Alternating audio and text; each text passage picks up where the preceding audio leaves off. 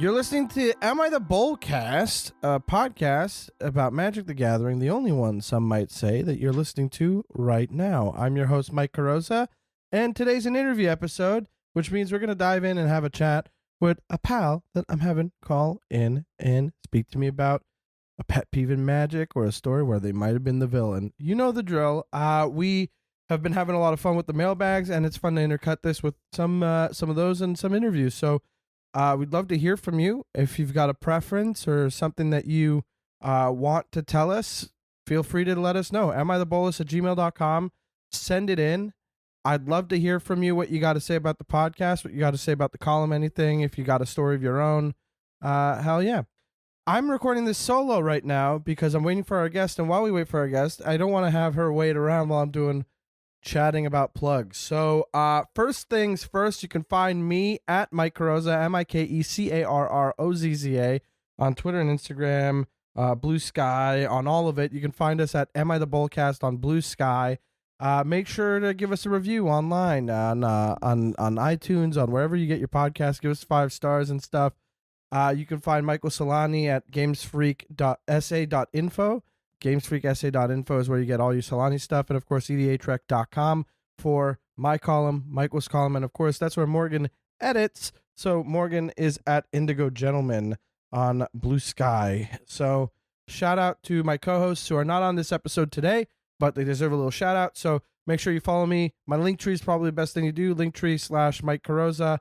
And, of course, you can get my comedy album there and so many other things. But we also should talk about our sponsors for today's episode and for as long as they want to sponsor us.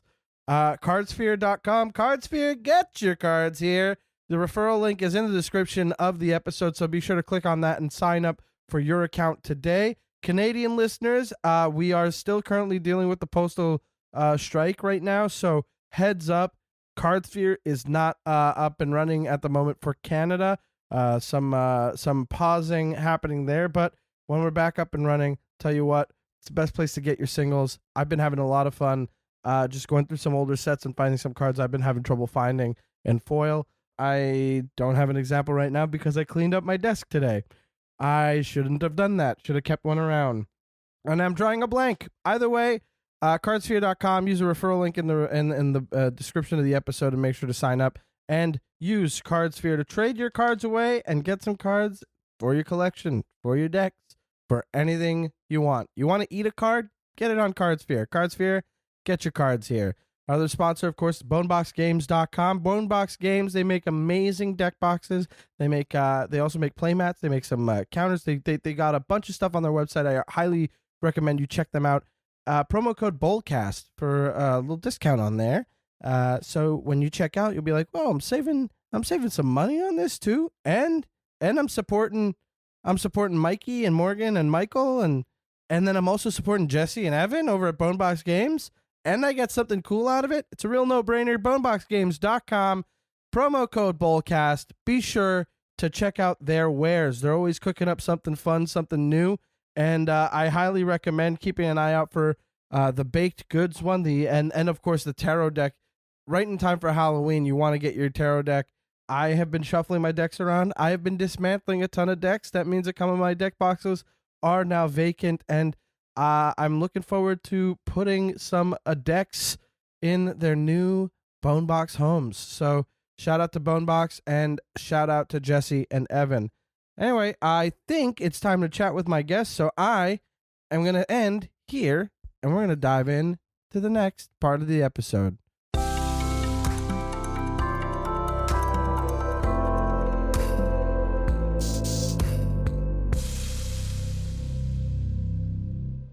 You're listening to Am I the Bolcast, the only podcast about Magic the Gathering that you're listening to right now. I, of course, am your host, Mike Carrozza, back again with another interview episode, and I'm excited about this one. This is someone who comes highly recommended by one of my best friends. She is a culture critic, a film writer, and does video game writing over on GameSpot. Give it up. It's time to welcome Reyna Cervantes. Hi, Reyna. Hey, how's it going? Doing okay. And nice. It's getting chilly out, so I'm feeling I feel like I could finally wear layers again. I'm really excited about it. Oh gosh, I have like so many death metal long sleeve shirts that I've just been begging to wear like all year, and I'm like, yes, the time has finally come. Exactly. Same.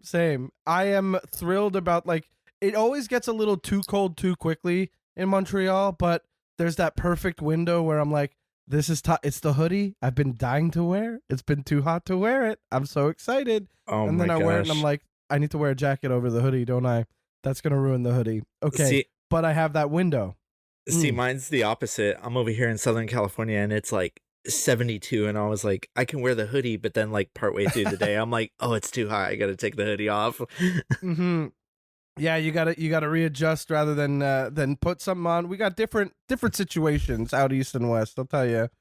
I'm thrilled to have you on. You mentioned metal band shirts, and I would love to hear about your music taste Oh gosh. because I'm a big fan. I listen to a ton of ridiculous music, as I'd like to describe it, but it's like I'm into like cyber grind. I'm into post hardcore stuff. I'm into the Callous Cowboys who defy genres. What kind of whose shirt are you most excited to wear? Oh my gosh, I gotta quick shout out my friend Maddie, who's the guitarist of Callous Cowboys. Hell yeah! Oh no way! I didn't know you know Maddie. That's sick. Yeah, there's a photo of me famously in Las Vegas with like 2 hard Baja blasts, and my hands are all giant, and she's the one that edited that's it. you. That's me. That's crazy. Oh wow! No way. Yeah, really like small world. God damn. Oh, truly. I mean, that's the fun part about this. Like, I've been a big fan of the Dow Boys. Just as long as I found them because of Die on Mars came out, and I was enamored by them. And then they came through Montreal. I saw them in Vancouver. I can't get enough of them, and they're on the cusp. Like, not on the cusp. They're at the forefront of something new in the genre. And they're always pushing. It's just so cool to see artists you appreciate grow into themselves more and more, and provide their audience with that growth in the form of so many surprises and just unabashed self-expression. They're nonstop. They're always on it. It's super clean and clear. Their voices is just so specific, and I can't get enough of them.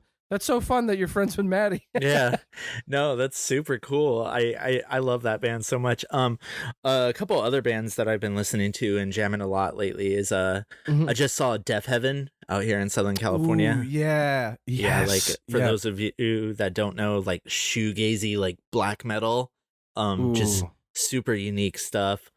I also like have been listening to a lot of classics. I've been listening to like Dark Throne and Emperor and Mayhem, of course.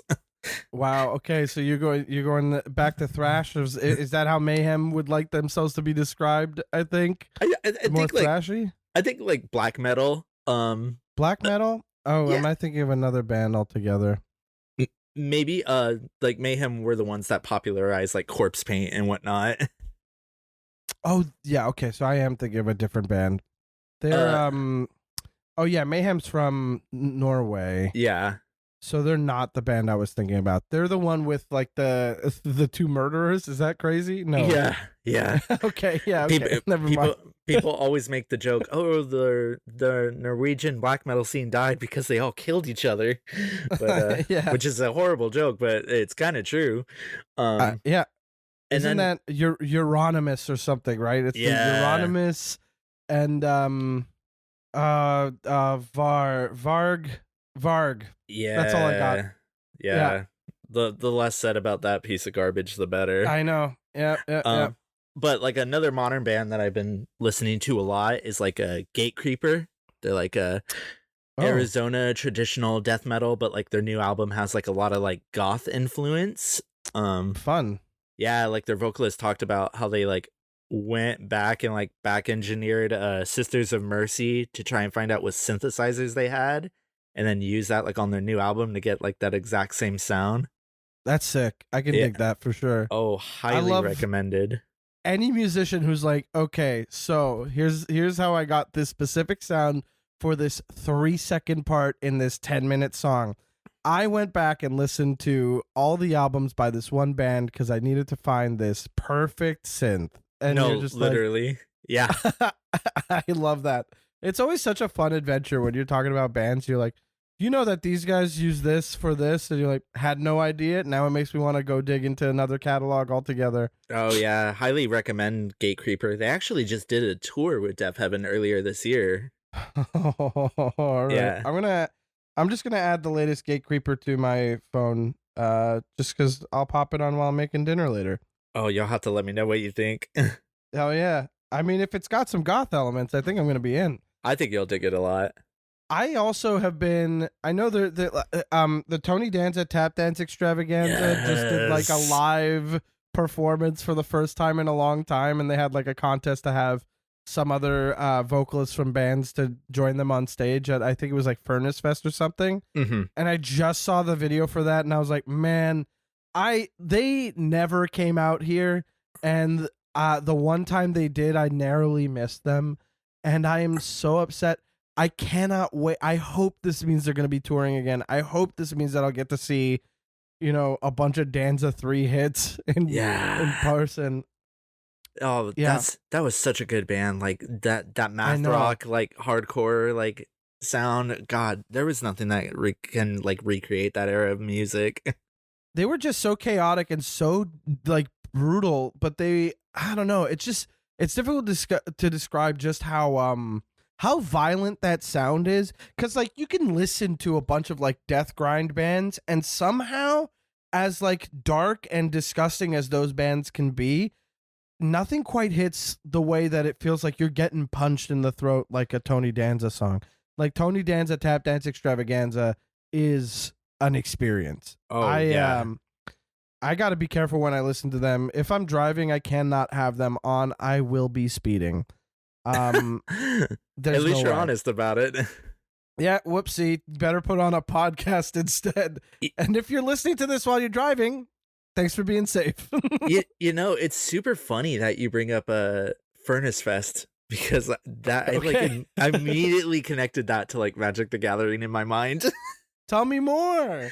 The artist James Buscema, he just did art for Fantasy Initiative's booth at Furnace Fest, and it's like this really cool like gothic medieval art.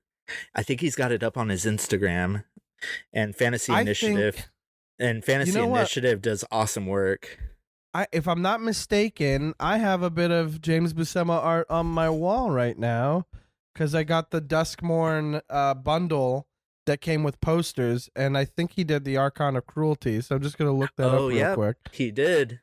That was him? I know that right off the top of my head. Yeah, I mean, my monitor's a little here. Let me see if I could get it to. There it is, right up there. You see it? Yep, that's a Buscema piece. Hell yeah! No, that's fun. He's such a great artist. I just got his Meat Hook Massacre. Yo, that Meat Hook Massacre is insane looking. Yeah, that is one of the coolest cards. Like, one of the coolest looking cards. The Gristle brand. Oh, he also did the Gristle brand. Mm-hmm. From that set. Mm-hmm. The Innistrad Remastered, man, what a lot of hits there. He also did the album cover for Frozen Souls, like latest album, Glacial Dominion, I believe it's called, or Domination. Oh, I'm gonna be embarrassed if I'm wrong about that. Why you pals with them or something? You're like, I don't know. One of them, yeah. It says Glacial Dominion when I just Google it. So okay, I was right. No, the it's first Glacial Domination. Oh, Google was wrong. Gotta be mad at a. If Sam somehow hears this, I'm sorry. Sam, close your ears. Back, go back and close your ears. Okay, pause. I don't know what to say anymore. I'm trying to find this album cover just to. It is nasty looking. Ooh. That is a gross looking album cover. That's awesome. I think he was even selling playmats of that art at MagicCon Atlanta. That's awesome. Yeah. Yeah, I didn't I don't think James Buscema is new to Magic art. From what I can tell, I looked him up on Scryfall, and he's got a couple Fallout cards. I think the Fallout Skirmish Rhino. think Fallout Yeah. was his first set. Oh, he did the nuclear Fallout with that new that the Pit Boy treatment. So the one where like the family's all just skeletons around the table, and that's great. That's where a it really looks cool like one. The Last Supper. The most recent one is the Sliver Overlord from the bonus sheet on Edge of Eternities, and that's some gnarly shit. Sorry, Ken. This card, this art, so our friend Ashley Cooper put us in touch. Ashley, who you might know from a previous episode of Am I the Bolcast, and of course, video games are written by her. Gotham Knights, Warhammer 40K, Age. God, the second one of the Imperium. I forget the full title. Space Marine 2. Space Marine 2, and currently working on the Iron Man game.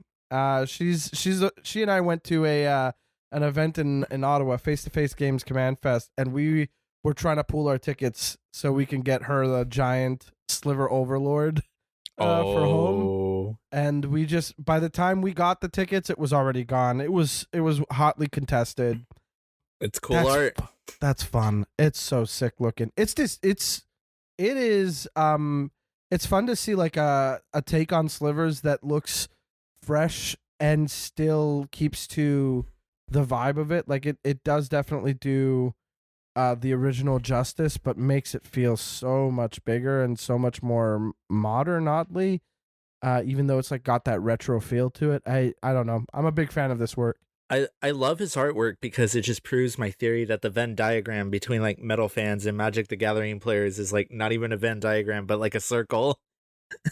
You'd be surprised just how many people are into both, but also just how many people cannot handle unclean vocals. Oh, yeah. Yeah. Very true. Very true. That said, I mean, you're. Do you want to? Let's talk about your relationship to Magic the Gathering, because you said it brought you Furnace Fest, made you connect to Magic the Gathering clearly through the art. It seems like you're interested in like a bunch of facets of the game. I'd love to hear more about like what's Reyna's journey with Magic the Gathering. All right, so I have like 2 origin stories. Okay. The first one was I used to be like a competitive like Yu-Gi-Oh player around like 2012, 2013. Okay. And we used to go to like YCSs and competitions, like me and my group of like hardcore kid friends. It was always like hardcore shows and like Yu-Gi-Oh tournaments we were always going to. And then like one day just the meta just got so out of whack. So me and my friend, we bought these. Do you remember the product that Wizards used to sell, the Deck Builders Toolkit? Yes, I do remember the Deck Builders Toolkit. Me and my friend bought 2 of those and decided to try Magic. Oh, yeah. And a lot of it was like core set 2011 stuff, just like absolute like chaff, just like nothing great in them.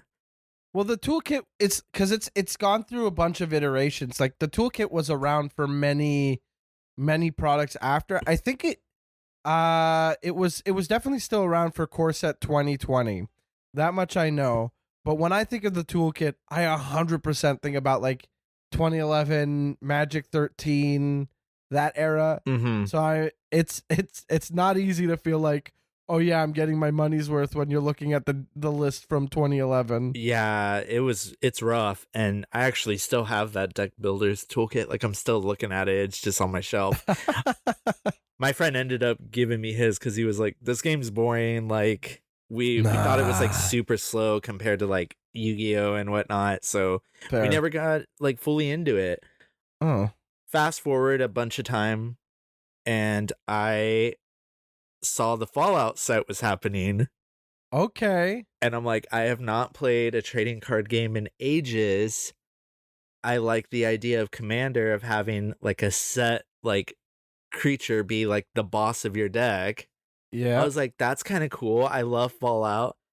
And I like looked up kind of the mechanics for the dog meat deck. And I was like, oh, I like that he's like scavenging for gear and you're just equipping everybody. Like, that's awesome. So I bought it.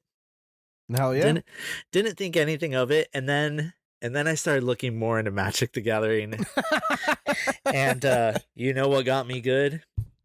What hey, was it? these Crimson Vow full art lands look sick as hell. They look like death metal album art. Oh, so you got into Fallout and then you were like, let me go back to honestly a dark period in Magic the Gathering's time. You gotta look at those basics are phenomenal. I love those basics. Fun fact, those are the only basics I run. Oh, just in general? Like, do you take, like, to draft or, like, in your commander decks as well? Everything. Draft. Gorgeous. Limited. I own... I found a shop near me that was just, like, offloading them. They're like, people hate these lands because they don't got the colors on them. Because I guess, like, they're hard to see, is some people's complaints. Okay. Well, I mean, I understand that, but I will say... There's nothing more like in the right deck for me, like basic lands you can absolutely pair up to the right deck, like match the vibe of the deck. Yeah. But like there's nothing more satisfying than having those lands roll out in a zombie deck or like an aristocrats deck or like Angelo Guerrera, the Jess guy from EDH Rec, he's got that Innistrad cube. And I remember when those lands came out, he was like, look, I need these lands. For the cube. I need these lands for the cube. I couldn't find enough foil ones. Please, somebody send me the foil ones. I pulled out all the foil ones I had and I sent them over immediately. And I got to play the cube a handful of times. And I will say, I absolutely they add so much to the vibe of the deck that you end up playing, and it definitely, they did a great job with these basics for Innistrad. If the set was any better, I think people would look more fondly on them. The borders are colored. Like you're fine. You don't have to. Yeah. And it's funny too, because I had the Fallout deck and I was like, I'm gonna keep this the way it is because it's all Fallout, but I want to play something with those basic lands. So I went out and I bought that starter commander deck where it's the $20 one with Gisa and Geralf. Oh yeah, okay. The one that's like that was part of that line of other allied colored starter decks like Carter where it was and Amara. It's like nothing of value was like really in them. They were just to get people to play Commander. And that's now my my bracket 3 zombie deck because I've upgraded it to the point that the deck list is unrecognizable. Yeah, that's how you go. You got to get together with yourself and be like, okay, Scryfall, how do I search you appropriately? Yeah. How do I make it work for me? And with that deck and one other deck I own, I decided to keep it super flavorful. So it's just like, one, it's running all of those basics, but it's also running like full art treatments. I got like the horror movie, like Secret Lair stuff in there. Ooh. Where it looks like the movie posters. Whenever like Innistrad cards get like a special frame treatment, I get those and throw them in there. Absolutely understand. I'm a big fan of like the extended art cards. Like I think that those are really fun. When you get a good card in extended art with and the foil is nice. Yeah. It just makes me not want to cut it from a deck even if it's bad for it, just cuz you're like, wow, good for me. I have this really pretty piece of art ready to play it. Well, you know what my favorite showcases are? Tell me. My favorite showcases are the ones they did for Innistrad where they're the Fang showcase for the vampires. Oh, yeah, the Crimson Vow ones. Yeah, well, they also brought them back for remastered because I think they gave Edgar Markov and Blood Artist one finally. Oh. And the Blood Artist one is my favorite art for Blood Artist. I even have a playmat of it. Oh, no way. I gotta pull this up. I gotta find this Fang treatment of Blood Artist. Okay, I see you. Yeah, I did not realize they made this version of it. Yeah. I am partial to the OG Blood Artist where you can't tell if the vampire is looking down at you or is looking at the painting. You really have to squint or zoom in. Oh, yeah, with the... and then like you can see the painting that he's like doing. Yeah, that's a cool one too, but I kind of like how gory the new one is. Oh yeah, it's pretty bloody. I mean, what do you expect? Blood Artist. You can't get around that. It's just so much blood in this one. Kike Kotaki. Let's see. Yeah, he's done a lot of stuff for the game, eh? Yeah, totally. Really cool stuff, this guy. Let me see if I recognize anything That I am. Yeah, that massacre worm. There it is. That's the one. yeah. Yeah, the massacre worm, like alt art from M21. Just a really gorgeous piece. I replaced all my massacre worms with that one, and then I stopped playing massacre worms. So, whoopsie. He also did the sinew dancer from Phyrexia. All will be one, with like the weird like black and white treatments that they've been doing that they did for that set. But sinew dancer was really like disgusting in a way that I'm like, wow, this is visceral. Even like I love horror movies and horror tropes and stuff, but sinew dancer really did a number on like it was gross. It's called sinew dancer for one thing, you know, and you're like, okay, well that's all coming out of this character. So gross, so nasty looking. Really big fan. So there's clearly a lot to talk about when it comes to the art of Magic. You've got so you got into Magic from Fallout. Well, you got back into it from Fallout, and you're currently sitting on how many decks? How quick was that turnaround for? Because you got a zombie deck, you got the dog meat deck, and now that's not even bringing up what my main deck is. Tell me about the main deck. Stop me if you've heard this one before. Boy. This one took me over a year to build. I've kind of been building it since like I got back into the game. I have I think it's like well worth over $1,000 now. I have just a fully kitted out bracket 4 Edgar Markov deck. I was gonna say, if it's not Edgar Markov, I'd be surprised. No, it's very much an Edgar Markov like high bracket 4 deck. Like I'm talking it's like difficult not to do a high. Yeah. And it runs my favorite combo in the entire game. Which is Bolas' Citadel and Necropotence.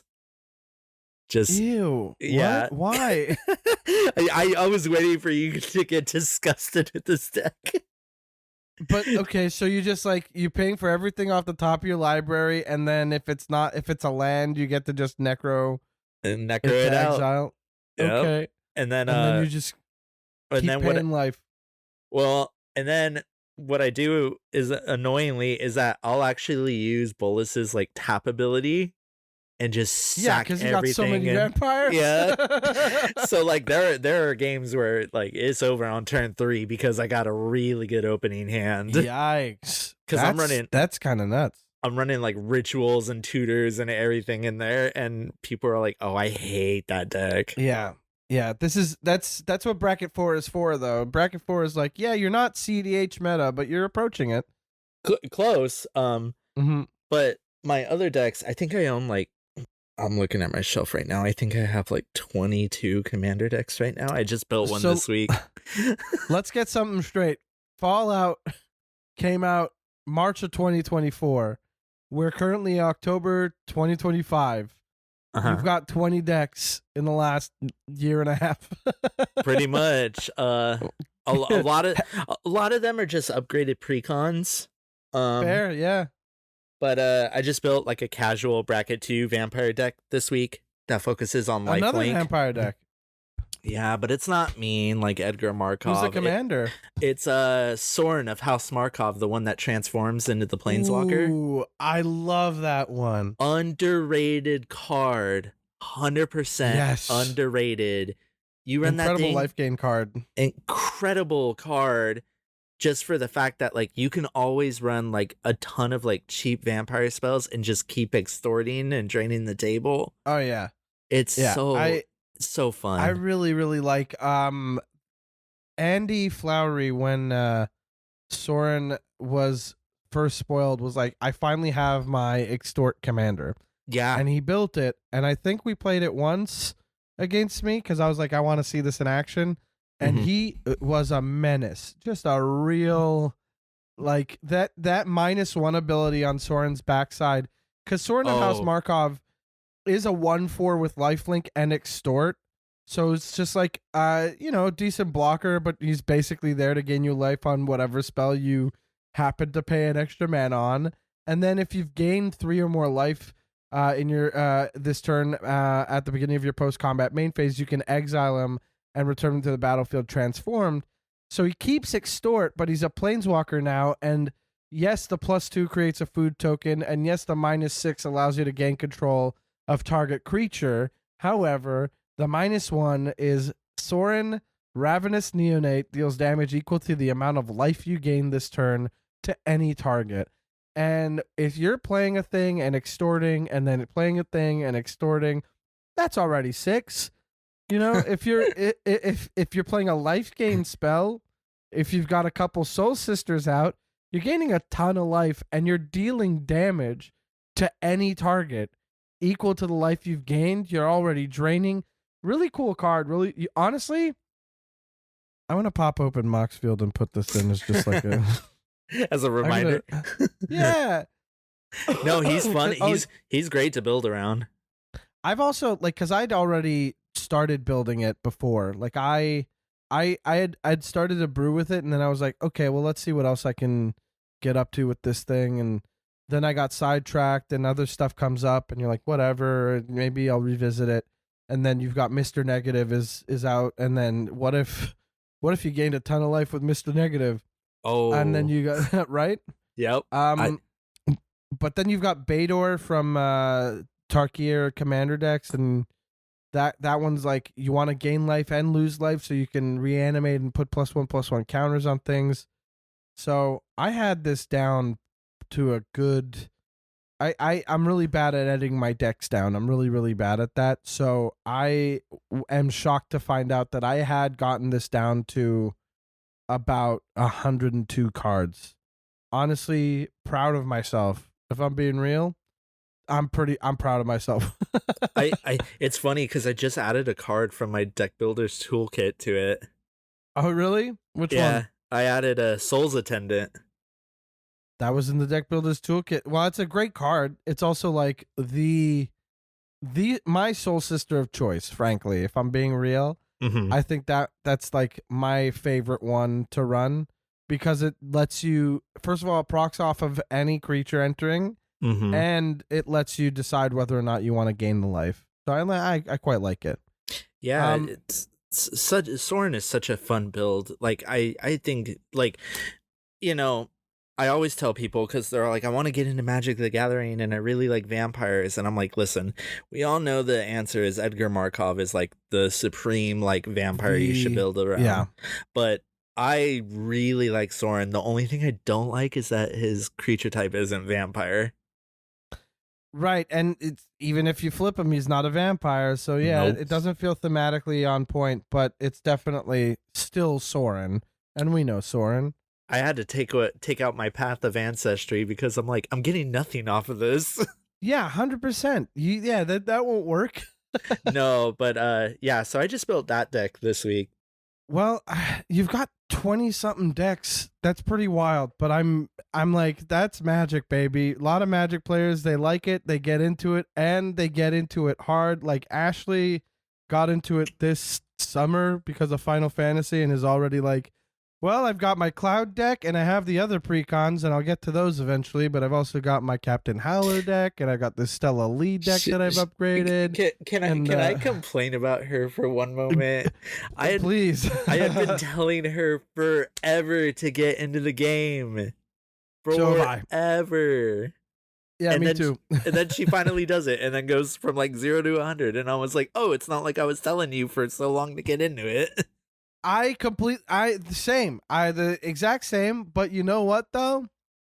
I'm pretty stoked. She's here all the time. I'm hanging out with her this weekend. We're always playing Magic together, and I'll text her like, here's a card that I think you'd like, and she's like, oh sorry, Ken.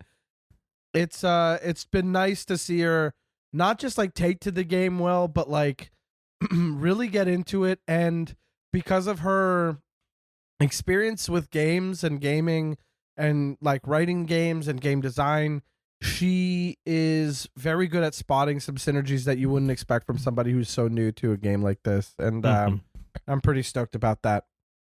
I think, you know what, I think now's a good time to get into maybe a story where you might have been the Bolas, or do you have a pet peeve to discuss with us here at the Bolcast? I do have a pet peeve. Okay, tell us more. Tell me and the audience what your pet peeve when it comes to Magic the Gathering is. Listen, I'm stoked so many people are getting into the game. Love it. Yes. Love it. Like, I have a group of friends that have never played before that are like going full hog wild into the game. And, you know, it's great to see. I really have a grievance with the Edge of Eternity's commander decks. Which ones? Both.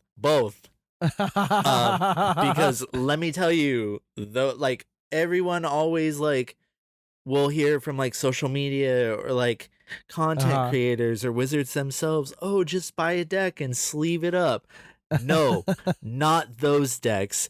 Those decks are not, I tell everybody, I'm like, those decks are not, like, please do not let those be your first decks. Why? Tell why exactly why. One focuses on land, like destroying your own lands for gain. And, you know, as a new player, you're taught, yo, your mana and your resources are important to the game. So you got new players like hesitating to even play their cards because they're like, no, it's going to have me like destroy a land. Well, that's the whole point of the deck. And that's what this deck does. And then the bigger grievance is with the other one, the counterintelligence one, which I own and I play. But and I also kept it stock because I'm like, this thing does not need to be upgraded because it'll be a menace. It's really good. And I told somebody, I was like, if I see a new player with that counterintelligence proliferate deck, I'm walking away. Would it surprise you to find out that Ashley has upgraded that deck? Oh, of course she has. Of course. Don't worry. One day I'm gonna go to like a con with her and I'll hit her with the Edgar Markov bracket 4 and we'll see how much she's laughing. She'll be laughing. She'll be like, okay, so Eminence is busted and I hate that, but are there any cool Eminence cards? No, she was telling me, she's like, oh, I'm thinking about building Ur-Dragon. He's not that broken, right? And I was like, stop. Let me stop you right there. I'm like, I will play blue against you if you're playing Ur-Dragon. I will just counter that thing like no tomorrow. Ur-Dragon is not busted. You guys, you heard it here first. Guys, it's a casual bracket 2 Ur-Dragon deck. I promise. It's okay. No worries. This Edgar Markov is bracket 1. I just have like goofy vampires in it. You know, goofy vampires, how they're all silly and stuff. Yeah, we got the Alt Art of Bloodline Keeper from the Secret Lair. See, that's not a threat. Nah, it's not bad. But that counterintelligence deck, I mean, I've seen a new player like attempt to like play it, and that turn just turned into like, we always joke that proliferate players take 20 minutes to do their turns. No, this was legitimately a 20-minute turn and like numerous miss triggers and whatnot. And it's like, oh, like I think my biggest pet peeve is the notion of like, oh, this is a precon, anybody can play it. Because like that's not the case, because I've also seen that with like Duskmourn when people were like, oh, that grave precon is bad. No, it is not. No, it's not. The green black deck you're talking about, I'm assuming, the card types one. No, it's just complicated. It's very cool. Winter is such a cool commander, and there's so many interesting cards in that deck that like really make it hum. I love finality counters so much. I could not disagree with you more. I cannot stand them. Explain to me why you like finality counters, please. Well, I especially like it with Winter because he brings back like any permanent with a finality counter. So like I was like thinking of like at first when I'm playing it, I'm like, oh, creatures, and I'm like, oh no, it's anything. It like, is anything. Anything can come back. Let's do it. Here's my thought on this. I don't think you like finality counters. I think you like reanimation. Because to me, finality counters kind of ruin that fun for me. I love bringing stuff back to play from the graveyard. It's my favorite way to play. Most of my decks are Reanimator to some degree. Yeah, just a big fan of that stuff. And finality counters take away death triggers. they take away getting stuff back again. Yeah, not my thing. I'm shocked that you were like finality counters. I love them. I could tell you why I love them, because Tell me. it makes people complain less at the table. Like, hey, okay, I brought this back. Like, listen, I'm running this Reanimator deck, this Golgari deck from Duskmourn. It's gonna bring back nasty stuff, especially because I upgraded it. But hey, if I cheat it out or bring it back, if you remove it, it's gone forever. Okay, I mean, I could see how that'll quell some dissent at the table. I'm like, I'm like, or I could just run my bracket 3 zombies and just bring back everything over and over and over and annoy the whole table. Well, no. I mean, you'd be annoying me less because I love that stuff. No, you know what Reanimator deck I have that annoys people? Yeah, what? I have the Sultai Arisen from Tarkir Dragonstorm. And that's a fun deck. Oh, I fully upgraded it too. Like, gnarly. Like, I'm running stuff like Field of the Dead in there and whatnot. Oh, and yeah. it's just, and I'm just like ramping out everything, like with gosh, the Reanimator decks lately have been so good. I mean, you're telling me this is my wheelhouse. It's the most fun to see so many more. We're getting like a persist commander most likely in Lorwyn, which I'm so stoked about. What's persist? Is that the one where it comes back with a -1/-1? That's right. Yeah, when a creature dies, if it had no -1/-1 counters on it, it comes back with a -1. But the Undying is the opposite, so it comes back with a +1/+1. Oh, yeah. So they cancel each other out if you have both somehow. Oh, which means it never dies. But if you put a finality counter on that thing, well, then it doesn't actually die. It just exiles instead. Which is why I hate it. But to your point, coming back to the Precons, you think specifically your pet peeve is the Edge of Eternity's Precon decks because you don't think that they're new player friendly exactly. And they either take too much time or aren't new player friendly from the fact that you're like, this is like pretty advanced stuff to be I guess getting rid of your lands and stuff like that.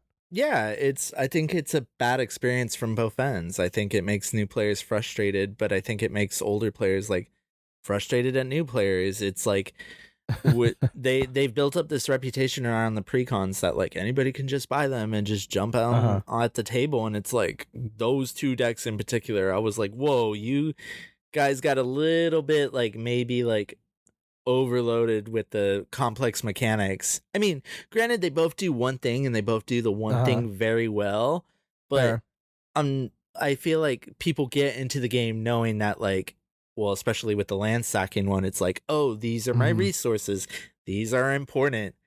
And the proliferate one, I feel like anybody who wants to play a proliferate deck has built one already.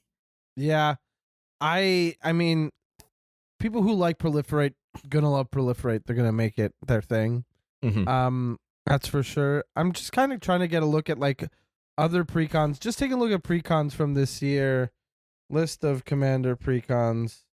And what I'm gonna do is I think we're gonna take a look at this real quick and see if I would consider any of these beginner friendly. So the last Precons we got were for Edge of Eternities, which is of course the World Shaper and Counterintelligence Precons, which we've determined probably not the most new player friendly. Then we got Final Fantasy, which is meant to be new player friendly, but I'll say I don't think they are. I think the most new player friendly one is Limit Break, which is the cloud one.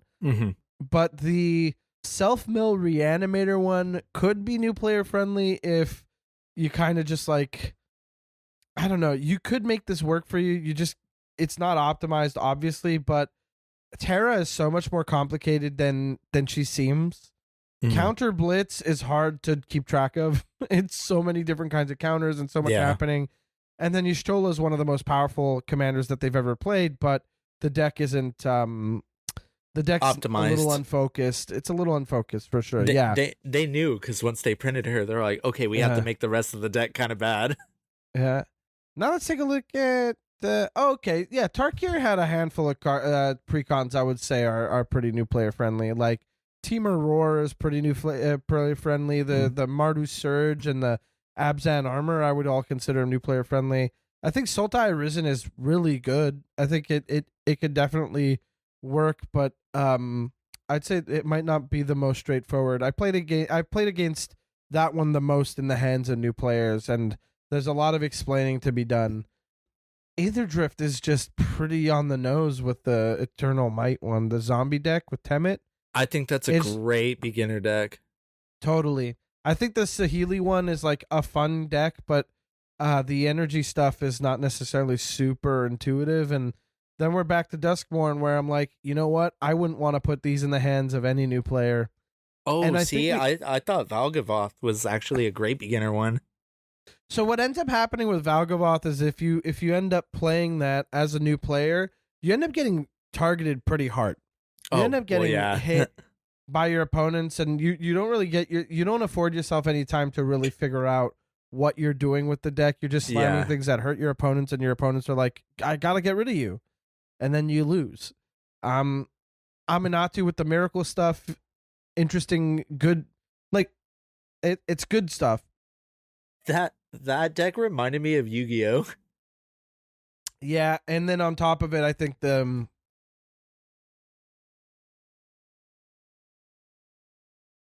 I mean, I think it's a little slower than the other decks, and I've also seen this in the hands of a newer player, and it was one of those decks that required the rest of the table to kind of help the new player a little more than other precons. Like the Zamone deck, the jump scare Simic one, where excellent deck, super cool deck. I'd say it's probably the most new player friendly after Valgavoth, in the sense that like they could pick it up and they'll figure it out, but it'll take some. It's gonna be a little tricksy, and it's gonna be like that deck reminded me of Yu-Gi-Oh! Yeah, because it's all face down stuff. Yeah, it's all just, let me play this face down and I'll flip it up and scare the rest of the table later. Yeah, I think of the precons that we just talked about, it is wild to me that there's a few of these that I'm like, yeah, I don't know how new player friendly these are. Like even in Bloomborough, I would say that the Squirrel one is probably the most new player friendly. Oh, I've seen people buy Miss Bumbleflower and just do not get the concept of group hug. And I'm like, yeah, it's just, I don't know, like everybody like kind of just puts the Commander Precon product on a pedestal, and it's like, these are great for beginners. And it's like, one, I think Commander is not the greatest format to even learn Magic in. No, of course, I completely agree with that statement. Yeah, I would even, honestly, I would reformat this to say that maybe your pet peeve is that Commander isn't the format to learn. If we're getting down Magic. to the nuts and bolts of it, probably, because I always keep 4 popper decks on hand. Great call. Ashley told me that the way that you got her to give it a fair go was to say, just download Arena, please. 100%. And that was it. 100%. And then using like, what was it? Sparky? Sparky's a great teacher. The tutorial's super clean. Tutorial's great. You don't miss triggers. You don't misplay. Like, right. And then Arena allows you to, like, play against Sparky as much as you need, and then you can hop online with a brew and it'll match you with somebody about your same power level. It's a great learning tool for the game, and I think that one-on-one 60 or 40 card formats are the way to go for learning the game. Which I love that they're bringing back the 60 card starter decks for Lorwyn. Oh yeah, I do. I like that. That's a great way to jump in. Yep. I mean, obviously, like, I can't imagine you're gonna take down a PTQ with one of those starter decks, but like, it's definitely cool to see like that they're trying that out again, because. Like you said, I agree. I don't think Commander is the way to get people into Magic. I don't think it's the best way to get them to learn how to play the game, especially considering Commander is best played with 3 other people. So that's 4 boards that you have to focus on, and 3 other players you have to anticipate, plus your own potential that you have to, remember what's in this deck or what could possibly come up that what's my priority here? A bunch of questions that you don't necessarily have the answers for. And I think that it's great that we have all these products that are introductory in the sense that like the universe is beyond, I think, as much of a, how do I put this without, I want to get all my feelings about this out at the same time, but I don't know if it's possible. Let him out, because I got some thoughts about Universes Beyond too. I enjoy Universes Beyond. I really do. I'm a big fan of finding out more about a thing I didn't know. Like the Doctor Who stuff I thought was interesting. The designs were cool. Some things were fun. Others kind of fell flat, but that's not for me to enjoy. Like other people like it. Fallout was never a Fallout guy. Really love a lot of the cards from that set. Like I have all the Precons. I play them from time to time. I really, really enjoyed the Fallout stuff. Hell, there's even a bunch of Spider-Man cards that I'm really into. Am I building a deck around a Spider-Man character? Who knows? I'm tinkering with Mr. Negative. I do have 2 Final Fantasy decks already, and I've never played Final Fantasy. In fact, I've avoided it for a long time. I like that I can get into something and learn about it and then just be like, I can see why this design is like this.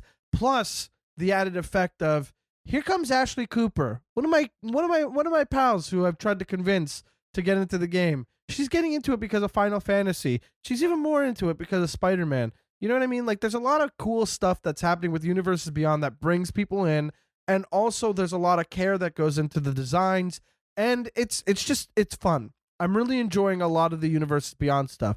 What I don't care for is the fact that it's eclipsing the Magic identity to a point where I am. Amy the Amazonian tweeted, we've only been back to Ravnica once in the last 5 years, but we're back in New York within 6 months. With the TMNT news that was Teenage Mutant Ninja Turtles are like the Nickelodeon Universes Beyond thing that they haven't released yet, but they're gonna. And so it's like Spider-Man and TMNT are both in New York, and I guess we're going to the plane of New York City again before we go back to Ravnica, or we are getting more Universes Beyond than we are Magic. It just feels like the identity of the game that we really love is it's not being nurtured as much as it should be. It's pushing people away, frankly, and I can see it more and more. Even though the cards are really well designed and are cool, like Norman Osborn Green Goblin is an absolute perfect card. Okay. It's an incredible design. Ashley had to point out to me because at first I thought, oh, this is kind of bad because you have to play Norman first and then transform it. And she's like, no. She's like, you just cast a Green Goblin. And I was like, oh, well, that changes everything. This card rules. I mean, I like that they did that so you can play either side as your commander and you don't have to jump through hoops for it. But I also really think that, like, there's a lot of storytelling to playing Norman Osborn on the front side. Norman Osborn can't be blocked, and when he deals combat damage to a player, he connives. Yeah, he can't be blocked because he's got the most money, and people do what he tells them to. Yeah. He connives because he's corrupt. And then, of course, he transforms into the Green Goblin, but because he's got all these +1/+1 counters from conniving and stuff, now he's an even more powerful villain for Spider-Man to have to deal with because all that planning went into it. And he's causing what? Mayhem. And it costs cheaper because he's got fucking money. Sorry, Ken. I think that it's beautifully designed as a character in Spider-Man. It really, like, he's captured perfectly on a Magic card, and I think that's impressive and really cool. What I don't care for is that I don't care about Avatar, but I'm going to have to learn some Avatar stuff. I'm going to have to find out why the cabbage merchant is important, I guess. Or I'm going to have to find out who the hell Aang's...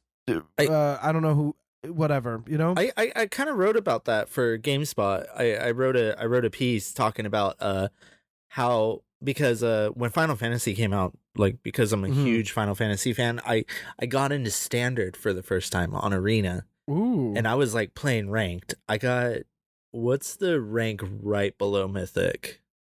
You're asking the wrong guy. I don't touch Arena. Yeah, I don't remember. Platinum? I think it was either platinum or diamond. Okay. But I got really high up there, and I got super into standard, and then like then Spider-Man got announced or through the Omen pass, and it's like, right, I don't care about these cards, or like you, I don't care about Avatar: The Last Airbender, but I'm being forced to engage with this if I want to keep playing standard or competitive.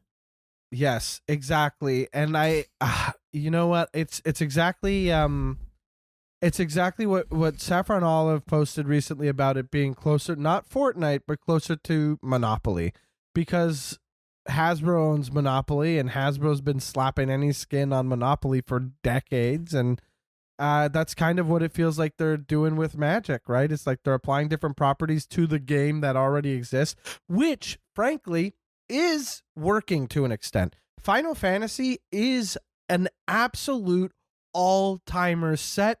The commander decks are incredible. The draft environment is honestly the most fun I've had drafting in a very long time. The limited environment, the sealed environment, loved it. I had fun with sealed. I had fun with draft. I fired up drafts on Arena that I never touch Arena, but I did draft on Final Fantasy online. I really, really loved the set. And as I mentioned before, I hated Final Fantasy as a concept. I just never liked it, never appealed to me. People who would find out would make you feel bad about it, which cemented this relationship I had with this game series, which was, I guess I'm going to continue avoiding it, because if people are going to get mad at me for just saying I don't care for it, then, you know, I don't need that in my life. It's the same thing with Lord of the Rings. I've never watched it. Don't give me shit about it. Sorry, Ken. I'll watch it eventually when I'm good and ready, but I don't care enough. It's not for me. Mm-hmm. It's not the thing that I'm reaching for when I want to watch something. I'd rather rewatch the Saw franchise. You know what I mean? Or something. A Saw like, universes beyond. You look, now talk about something that I would snap up in a second. But it's just a lot of Duskmorn reskins. Valgavoth is Matt Hoffman. Oh, the grab the prize card with the clown mouth is the glass box from Saw 2. Yeah. The glass box, yeah, exactly, with Allison, who doesn't notice that the other side is completely open. That's a frustrating moment in that movie. I know. But she's also like losing it because she's got poison gas in her head. Yeah. Anyway, to all the pals who out there who turned it off at my mention of Saw, I'm sorry. But that said, like, Final Fantasy is not something that I still have never played a Final Fantasy, and I don't intend to. But I did go back and I watched like a summary on, you know, most of the Final Fantasy games. I watched Graham Stark from Loaded Ready Run do a whole breakdown of each card in Final Fantasy that he could find. Well, not that he could find, but he wanted to explain. You know, he didn't do every single one, but there were things that he was like, this card and this card, you get it now. You've seen the little guy, but then here's this character. Now this character did all this, and that's how it's represented in this one ability. And I really appreciated that. Got really into like Villainpedia did a video on Kefka, which was very interesting, that I really enjoyed. One of the greatest villains of all time. Truly. And like, this is kind of like, again, I didn't get to experience Kefka. I got to learn about him, but it was interesting enough for me to be like, cool. Now I have that. I enjoy it the way I enjoy it. That's all well and good. But to say that Universes Beyond hasn't already brought me to something new, I can't claim that. I've enjoyed Universes Beyond in the way that it introduced me to something that I'd been avoiding, and also it gave me a bunch of cards I really like. I have a Genova deck and a Golbez deck, and I'd be lying if I said there weren't other commanders from the set that I was eyeing. I love Terra. I think she's a really cool commander, and I've been, you know, dancing with the idea of playing a deck with her at the helm. But all to say, like, I really think Universes Beyond is cool. I just think it's a little too aggressive at the moment. I don't want Lorwyn to be overshadowed by Ninja Turtles. Sorry, Ken. I think around, like, I don't know, like, this is just my guess. I think probably maybe around like 2027 or 2028 we'll see the Universes Beyond hype slow down because now that's how long it takes for Magic to do stuff. Yeah, because we'll probably see them actually take the feedback for Spider-Man and the backlash to so much Universes Beyond to heart. Because I hope Spider-Man. You know what? There are cool cards in the set, but I gotta be honest, I think overall that set as a whole is gotta be like one of the worst.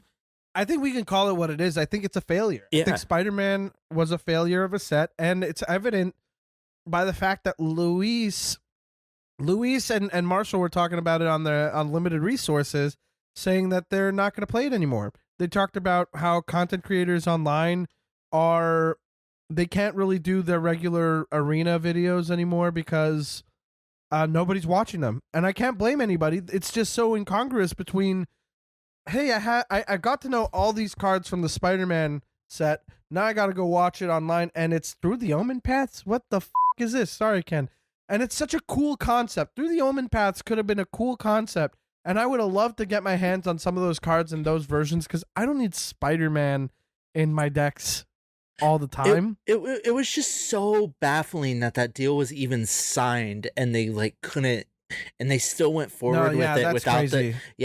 Like, I mean, I think I even texted Ashley when that was announced. I was like, I have no idea how that even came to pass. Like if I was a higher up, I mean, what do I fucking know? Oh, sorry, right, Ken. I get it, yeah.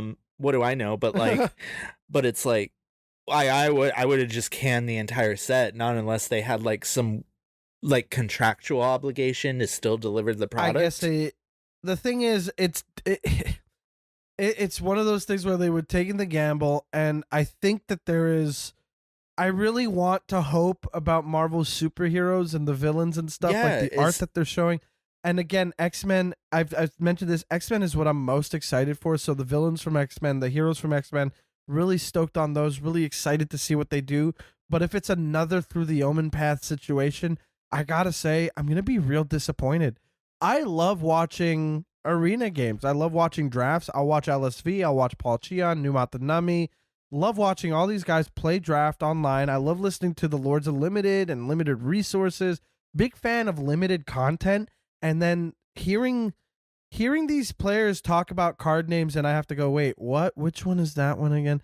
I'm so familiar with the set, but if you just be able to tell me what card that maybe, and so now you have to know two card names and picture two different arts that maybe don't work out, and I don't know, man. It's just it's such a bummer because I was a little excited. I didn't think that I didn't think it would flop this hard. I really, really did not think that it could flop this hard, and yet pre-release at my store was so bad. I think they said like 2 people showed up. They're like, we haven't had that low of a turnout in like 10 years. It's pretty bananas. And frankly, I think if WotC doesn't pivot or find a way to pivot some way, I don't know what they're gonna do. A lot of resources are going into Universes Beyond, and it's frankly, it's bleeding a stone dry. It's like we are trying. Also, like here's where another element comes up with an upcoming Universes Beyond set. They announced Star Trek and how they got the licenses like to the likenesses of the actors. What happens when that runs out? Well, I mean, that runs out. It's probably going to be a limited print, and then they have to do a Universes Within version of something at some point where yank it off Arena and all this other stuff, or like it's. I guess it's who knows? I don't know. It's weird, eh? I think chasing the bottom line is like exposing like these weird cracks in the system. Like I obviously I like Universes Beyond because Fallout got me into it, and I sorry, Ken. And I love Lord of the Rings and have multiple Lord of the Rings decks. I lost my crap on when I saw that The Hobbit was next year. I mean, I'm not like this like Universes Beyond hater, but like you said, I think Magic is like losing its identity. Like I love Innistrad, Yeah. I love Zendikar, I love these planes that this game has like created. I love these characters. I like they can never do planeswalkers in Universes Beyond sets. No, why would they? You know what I mean? It makes no sense. And that's fine by me. Not a big planeswalker. Like I don't need planeswalkers in my sets for me to feel like it's Magic, but what I want is I want the art to feel like we're in universe. I want the art I want the cards to be Edge of Eternities was a hard one for me too, cuz I did enjoy it, but I enjoyed it a lot less. I thought Duskmourn really captured Magic in the horror realm, and you kind of have to keep your blinders on for all like the 80s references and stuff, but all told, it's still tied into the Omen Paths storyline, and you know, Valgavoth and opening a door on Ravnica at the end of that story is like a huge deal, and the implications are messy, and that's all interesting, but it's kind of like, why am I not hearing more? You know what, like why do we have to, why is the story not being taken care of? You know, why is that not a priority to like get these sets out so we can find out more? Why is Aether Drift, it feels so hasty? Why is it all these themed sets rather than being like, we're going to Lorwyn? And that's why I think Lorwyn is, I really am putting a lot of eggs in this Lorwyn basket, because I missed out on Lorwyn because I was away from the game back then when it was the first time. Mm-hmm. But like I really love the look of Lorwyn, and I'm really enjoying the previews that have come out so far. Oh, it looks like a great set. Wait. It looks gorgeous, and it's Magic. Mm-hmm. It is Magic the Gathering, capital MTG. It looks it too, and it feels it, and it makes me feel warm, because it's like, oh, this is what home feels like when it comes to Magic. And you go back and you look at old sets, and you feel like, man, there's so much care in the art here, and there was world building. And then you cut to Spider-Man, and you look at the bonus card sheet, and you're like, these are all popular covers I've seen over the years, and let's take a look at these Spider-Man cards. And oh, I gotta make sure I have this on so I don't look up through the Omen Paths, and okay, don't know Arachnid, not really big fan of what they're doing to this. If we ever go back to Ixalan and it's a theme set, that will just break me. What do you mean? What do you mean, like a theme set? Like if it's like if it's like an Aether Drift type set where it's like, oh, they're just going through that plane like real quick. Yeah, I mean, Aether Drift was interesting because I thought it was a clever way to do Muraganda, because Muraganda feels like a plane that you can't really make too interesting. Like, sorry to everybody who loves Muraganda, which I appreciate that you love a plane, but it's a plane. Sorry, Ken. It's literally the vanilla plane.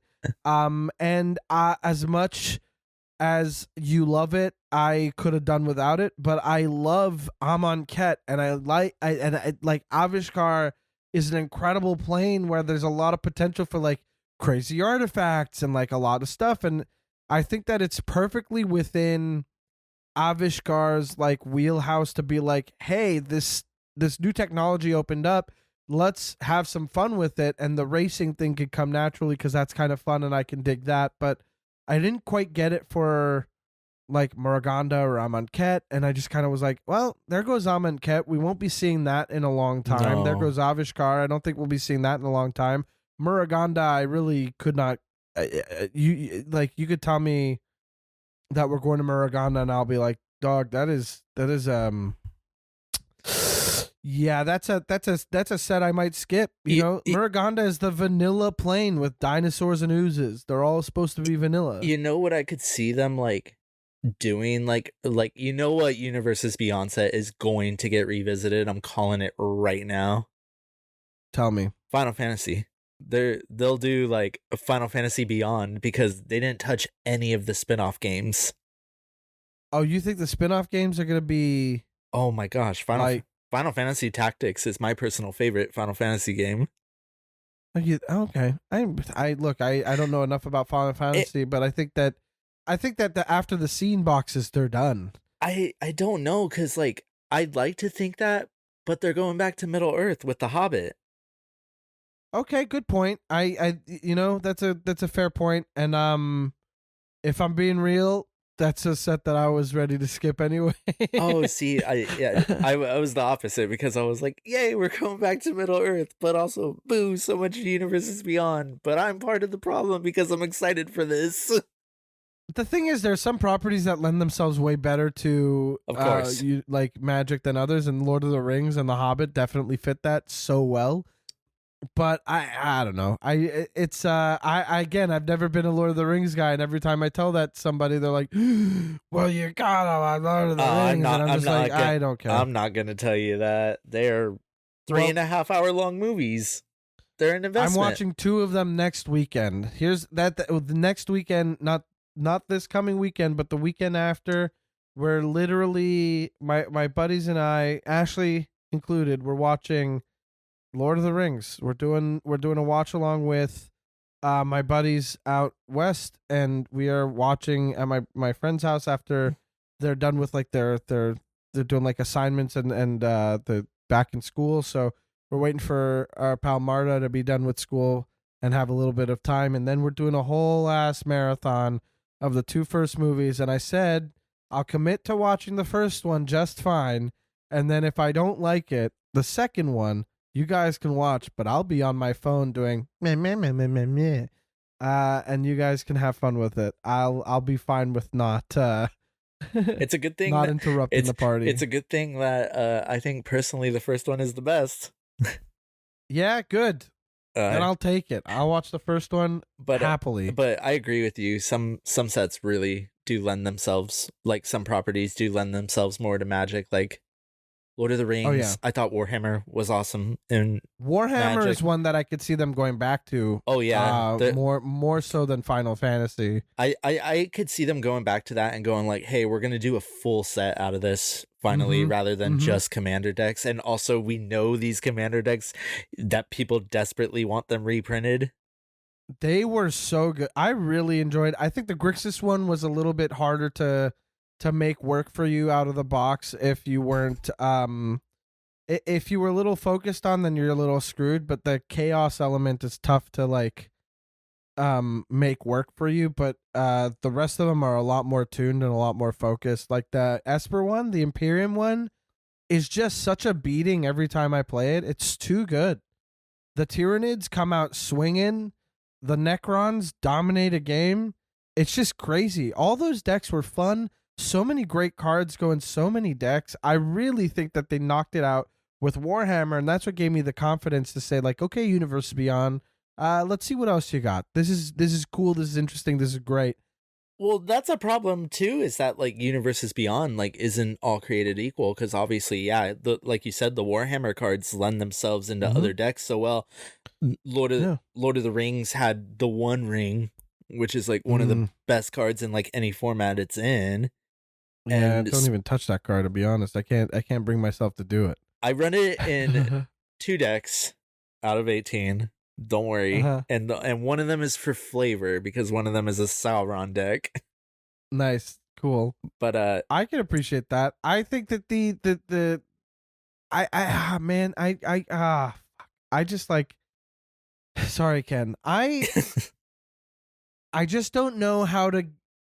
Avatar ports itself well into Magic because it is Magic. There's magic there, but it's not the same kind of magic. And that's the disconnect. Spider-Man doesn't really port itself well to Magic, but some designs were interesting and cool. But all in all, I just didn't quite see it, and I understand why people are having a hard time with it. Final Fantasy ripped. Lord of the Rings was great. Warhammer was fantastic. But we're also forgetting that Fallout Fallout was on the line. I really enjoyed Fallout, but it was very much on the line. But all told, I think we've been talking about Universes Beyond for like 30 minutes now. And I can't imagine we're the only ones that are feeling this way. So a lot of people are probably nodding in their cars going, absolutely. But we have been chatting for a while. I think let's put a button on this. Let's give us some final thoughts and then tell people where they can find you, and let's let people park their car and get on home or whatever people are doing when they're listening to the podcast. Yeah, final thoughts are I love this game. I love making spooky themed decks. It's fun to play with friends.